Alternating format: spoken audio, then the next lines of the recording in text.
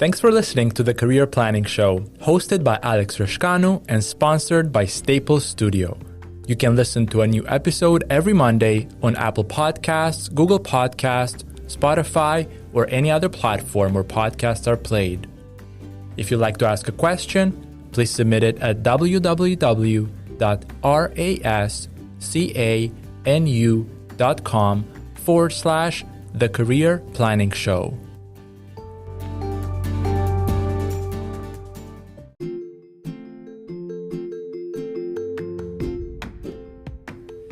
Networking expert Kelly Hoey is the author of Build Your Dream Network, Forging Powerful Relationships in a Hyper-Connected World, and she hosts the Build Your Dream Network podcast. A frequent speaker and source for networking insights, she has been lauded from Forbes to Fast Company to Business Insider and Inc. The former corporate lawyer is a limited partnership investor in 2 emerging tech funds, advisor to New Zealand Trade and Enterprise, and can frequently be found on Twitter at JKHOEY. Her website is jkellyhoey.co. 3 key ideas that really stood out to me for this interview are: number 1, career goals need a network plus action. Look at people who are already in the roles that you're seeking to move into and figure out what skills they have. What are the networks and organizations that they belong to? And what are they reading, thinking, and talking about? Second key idea that stood out to me was, you're your own best investment. So invest in your education and invest in the knowledge you need to have in order to get the job you're dreaming about getting. Third key idea that stood out to me was, successful women have 2 distinct networks: a broad network of acquaintances and a narrow, deep network of other women who are like-minded. And there's nothing wrong with being very intentional in planning your career. Hear Kelly Hoey's career journey and career development insights for yourself. Welcome to the Career Planning Show. Our guest today is Kelly Hoey. Kelly, how are you? I'm really good, Alex. Good to see you. Thank you so much for making the time to be with us. Kelly, would you be so kind to walk us through your career journey? I went to the University of Victoria. I ended up doing political science and economics. I worked through university, the variety of jobs that people probably imagine and think of, retail and receptionist. And my dad's a veterinarian. I cleaned floors and was weekend receptionist there for a while. Sorry, Dad, that was my least favorite job of all time. Then I went off to law school. I did take, I'm going to say, a year between undergraduate and law school. I was a legislative intern at the provincial legislature. That was a 6-month stint. The other 6 months, I worked as a receptionist at a fitness club. And then I went off to law school. I had an internship in the Attorney General's office. I had a part-time job in an insurance company. I think there was something with filing claims. I remember they had a really good hourly rate that they paid me, but the work was terribly boring. Then I went off after graduating from the University of British Columbia School of Law, as it was then known. I landed an articling job in Toronto. So my life, which had been decidedly on the West Coast, became center of Canada at that point, moving to Toronto, and articled at a firm called Miller Thompson before moving to a firm called Osler Hoskin. While I was practicing law, I got staffed on a big corporate restructuring. And that was the big restructuring of Cadillac Fairview, the real estate developer. I had studied banking and insolvency in law school, but they needed someone to put in some hours, and I had availability. And it was kind of stumbling into a great area of law that I enjoyed for a while. Law was my career for close to 12 years. I then moved into law firm management. I then became the president of a global business network for women. I co-founded a startup accelerator. I was the interim CMO for an emerging tech company. And then finally, around my 50th birthday, I said, what's the thread here? And that's why I wrote the book, Build Your Dream Network. That's great. You have a number of initiatives going on right now. But if we pause for a moment and we think about Build Your Dream Network, Forging Powerful Relationships in a Hyperconnected World, which is a book that I very much enjoyed, you define networking as a way to go about solving a problem. And you explain that career goals need the network plus action. How have you used networking effectively in order to get to where you're at right now as an author or speaker, someone who really focuses on the area of networking to help others find fulfillment in their careers and advance in their careers? I think some of the ways I think about networking, Alex, dials back to when I started my legal career. And I think about networking in that how can you help others? How can you be of service? How can you be in tune to their needs routinely? And that comes from being a lawyer and in a profession which has an inherent tension on how you succeed. Mm, On one hand, you have to be doing the work and billing the hours and putting in the time. yes. On the other hand, you have to build relationships to be successful. And both of those activities involve time. So, as a very practical matter, I looked at and said, all right, how do you combine these things? You can send a better email. You can simply ask someone how they are. You can pay attention to the signs and signals that you're getting from someone. And if you incorporate that into your ethos and how you operate, you can build relationships. You can build relationships that last, that don't involve schmoozy cocktail parties or grand investments of time. A lot of us are time starved, but we care about other people. So I think it's being aware, seeing where you can add value and understanding that those micro networking actions, sending a resource, acknowledging a promotion, remembering a birthday, Mm, those actions are very powerful as it relates to building relationships. mm. What are some of the tactics that one uses to make a very significant shift in their career, whether it's the kind of move that you made or someone making a very different shift because they find that that's something that they're really passionate about, something that they keep on doing after hours, is something that they keep on going back to when it comes to them assessing what brings them fulfillment and where they see that they can add a lot of value in other people's lives. Can you share what some of the tactics are that one can use in order to make such a shift? Right. Well, first of all, realize that that kind of change doesn't happen overnight. Mm, The first tactical thing you have to do is get in that mindset. And if you do that, then you're going to start planning forward to making that change. And this is where I'd say, all right, take a look at people who are already in the roles that you're seeking to move into. What's the skill set they have? What are the networks and organizations that they belong to? And what are they reading, thinking, and talking about? So go and look. Do you need to fill in some gaps in your resume by taking courses or reading books? You're your own best investment. Invest in your education and invest in the knowledge you need in that future role. Go and look and see, all right, what are the meetups, the groups, the associations? What are the things that people who are in roles that you want to be in, what are they attending? What are they listening to? Go and immerse yourself in that mm, so that when you do go and seek people to talk to about that industry, you've already immersed yourself in it. mm.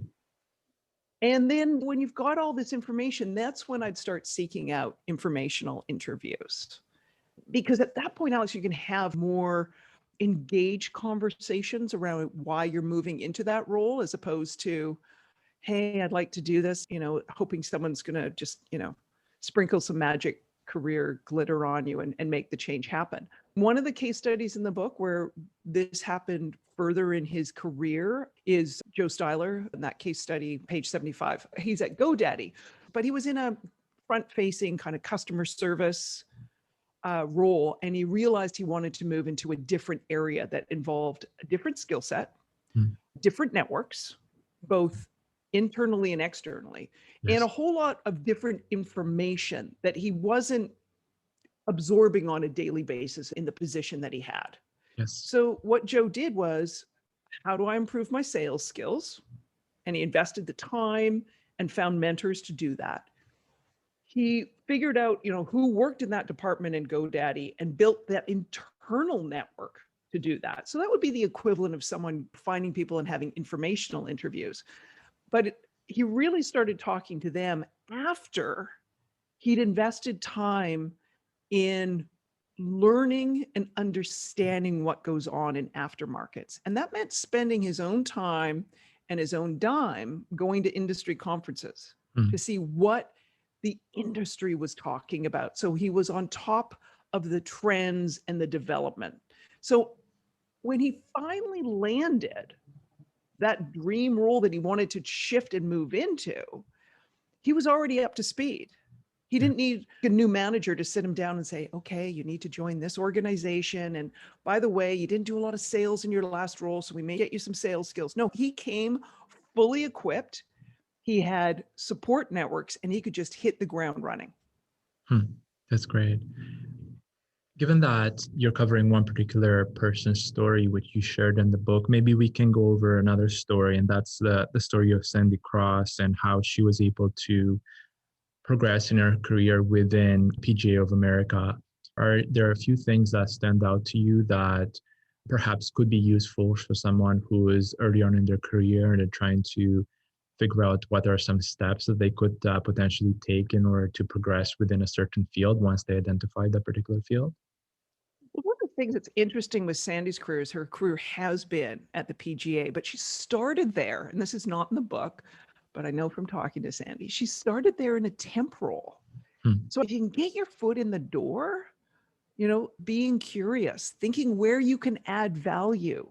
This is where looking around and seeing what is going on, being proactive. That's where you can create these opportunities for yourself. And along sort of the similarity with Joe's story, where can I find more information? I think we can enter temporary roles with a temp mindset. I mean, another case study in the book is Janet Hansen, who was at Goldman Sachs. Yes. And she originally went there on it was like a university, kind of one of those, work study kind of things. And she was hired into a group that she was like, I don't want to be doing this. Right? Here I am at this great firm. I have this great work study, but I don't want to be in this group. So she looked around to see what other groups were doing, and she found that there was one that had lunch and learns. And she convinced the managing director of that group to let her attend. And he was very adamant. He's like, and we don't have people from other groups. She's like, I just want to learn. He's like, as long as you don't open your mouth. And she's like, I won't. She was just, what do you do to get in the room? And she kept showing up at these lunch and learns, taking massive amounts of notes, didn't say anything. And she ultimately got a job offer to come back in that group.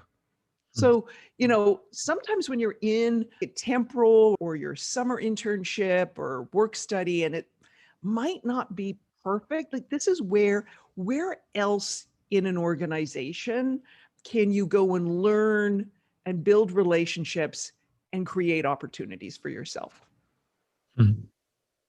Speaking of women and advancement in careers, it appears that women who go far in their careers have structurally different networks than men who go far in their careers, as well as other women, and that they use networks differently. This is something that you're exploring more deeply as you're preparing to launch your next book. What are some networking related insights or career development tips that you might be willing to share on this particular topic? Yeah, there's some really interesting research, some new research, plus a lot of old research on this, but some new research that really laid out in particular that successful women have and use two distinct networks. One is a broad I'm going to say shallow in the sense that it might be more acquaintances. Think about like being at school and you're part of, maybe you're studying economics and you're part of an economics group and you know people because of various activities in those classes, and maybe there's some other clubs and activities, you see them, but they're not your best friends and you don't pour out your heart and soul to them. But they might tell you about things that are going on, and because you're active and involved in your university studies, this information is reliable. That's that broad, shallow network. So these successful women, they have that network. They have visibility. They have their ear to the ground in those public flows of information, and they can see what's going on with people who are colleagues. And like I said, not your BFF, but Mhm. people you know and you see. They also have a narrow, deep network of primarily other women who are like-minded Mhm. and have diverse, non-overlapping networks. So let's unpack that. That's like having your personal board of directors who also are pursuing their careers, who aren't just going to tell you, hey, Alex, you're the best thing ever. You just go for it. They're going to look at you and say, yeah, that presentation was terrible. You got to up your game. Or they're the type of people who have information that you say, I'm applying for a job at, fill in the blank. They say, I interviewed there recently. This is what happens in an interview. There are people who provide you with sort of non-public insider information, or they have different networks they can tap, and they do tap to give you that information. Sometimes people say they have an inner network, but I'm like, yeah, your friends and that you've had since grade school and your parents, they love you and they're going to tell you everything you do is swell. This is a group of people who are going to give you some hard truths. This is a group of people who have your back in a different way.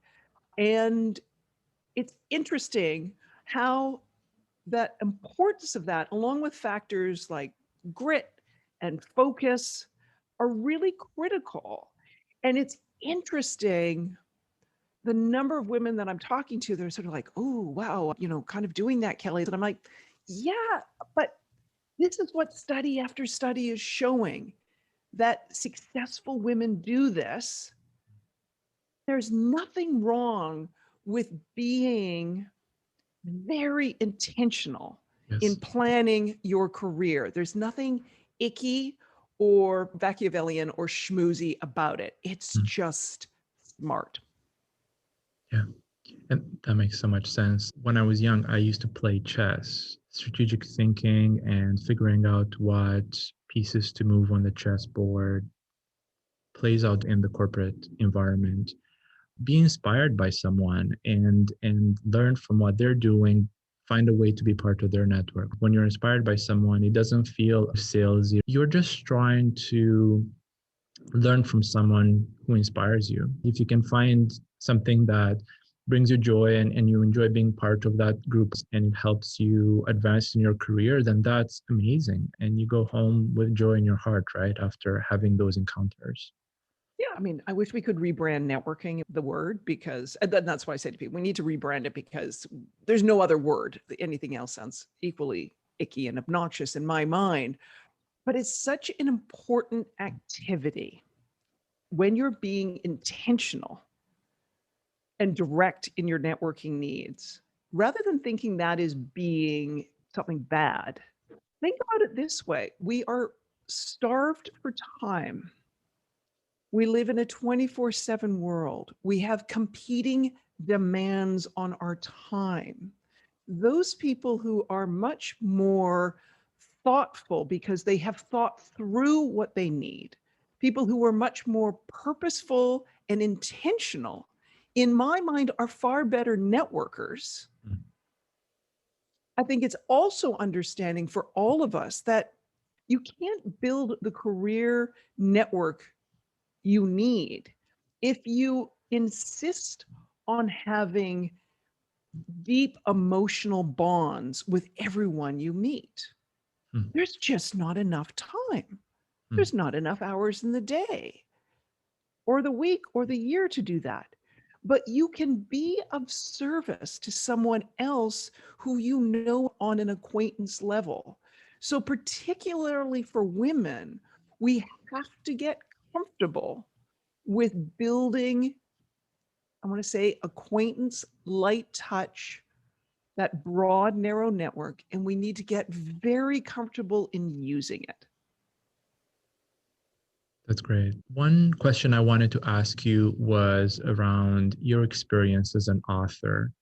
Having written and published, built your dream network, and you're now on the journey of publishing your second book, Networks Women Need, are there any lessons that you've learned, things that you think worked really well, and anything that you wish you never did, or it was just a complete waste of time? So on the one hand, someone just needs to make a commitment and write the book, but on the other hand, there's so much more to being an author. Would you mind sharing some insights that you've gained along your journey of being an author? I think the things that have surprised people, because lots of people have amazing ideas and lots of people are amazing writers. I think it surprises people the amount of the burden of selling and marketing the book, how that falls on the shoulders of the author, whether you choose to go with a publisher or self-publish or use a hybrid model. Yes. And so things that you do throughout your life up to that point where you decide you want to publish are very critical.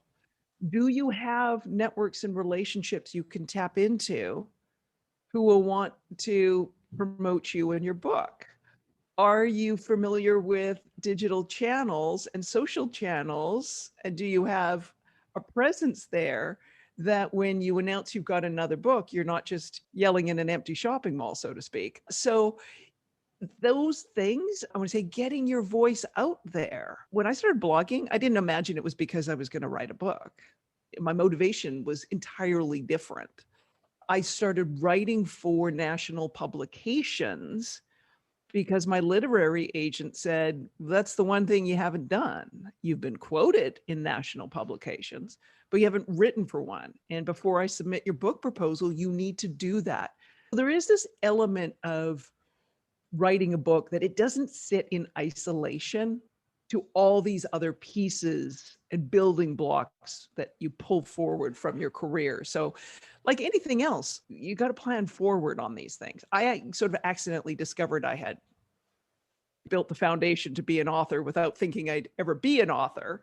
But the lesson from my publishing journey is start building those blocks before. We started this conversation talking a lot about people who are in undergraduate, they're looking ahead. Those things you started doing when you graduated from high school and you thought, okay, I'm going to go and do my undergraduate degree and it's going to be 3 years or 4 years and I'm going to study these things. And then after that, I'm going to do this. That kind of planning forward, maintain that muscle throughout your career. Think about, okay, what's the next skill set as I'm doing this thing I'm doing right now? How do I step into the next one by starting to get involved or reading those materials or starting to meet those people? Maintaining that as a habit will really put you in good stead going forward. Thank you. This has been very inspiring and insightful, having the opportunity to speak with you. How can someone be in touch? How can someone follow some of the work that you're currently doing as an author, as a speaker, as a networking expert? Well, my social handles are all active and busy. The ones with my name on it, that's me behind it. So if you message me on any of those, it's me. So, and if you go to my website, there's access to everything. My website's at jkellyhoey.co. So that's jkellyhoey.co. And the blog's there, links to all podcast episodes, social handles, everything. That's great. We'll definitely link to those social handles and your website in the episode description. Well, thank you so much, Kelly, for your time. This has been amazing. Thank you.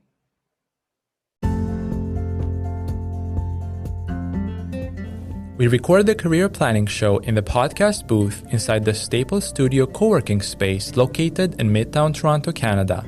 Staples Studio not only offers a safe space to work with desks, offices, private phone booths, and meeting rooms, they are also connected to the Staples store, where they have everything you need under one roof. With locations across Canada, Staples Studio is a community to help you work, learn, and grow. To learn about their co-working space locations, pricing, and amenities, visit studio.staples.ca and book a virtual tour.